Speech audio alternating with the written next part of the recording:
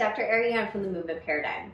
Are you performing aggressive chin tucks due to your neck stiffness or neck pain with no results? Well, instead, try out this very simple and effective technique that works wonders.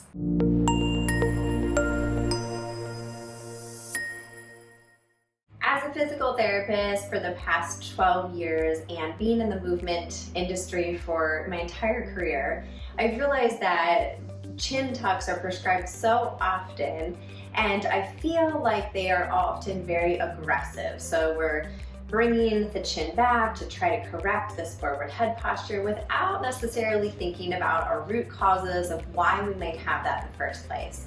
And of course, in previous videos, I've gone into more depth about forward head posture, and then we have to think beyond just the mechanics of it, but we have to look at our airway function. Do we have some type of airway restriction? Do we have some kind of emotional and nervous system dysregulation that's contributing to poor posture? But aside from that, we want to also think about what forward head posture is doing to our nervous system. So it can affect our vagus nerve, for example, creating more dysregulation in our nervous system. It can compress some of our spinal nerves, so it can also compress some of our other cranial nerves that have very important functions. So with that said, we have to think beyond just chin tucks and think of it from a more gentle perspective as it relates to the nervous system and actually factoring that into how we approach it. So with that said, I'm going to show you one of my favorite basic techniques, which is a myofascial technique that also stimulates the vagus nerve and can ultimately help bring us into a better position and begin to reprogram some normal, clean, optimal mobility in the spine. So to perform this exercise, you're going to think about where the vagus nerve exits right here behind the ear. And so we're going to take both hands and we're going to place them right behind the earlobe. So I'm placing it on my skin here, and we're going to traction that tissue up in really the direction of the ear, but we're just going diagonal. So we're going up this way, like we're kind of making a Y. So we're placing your hand on the tissue. You're moving the tissue over, you're moving the skin over the tissue.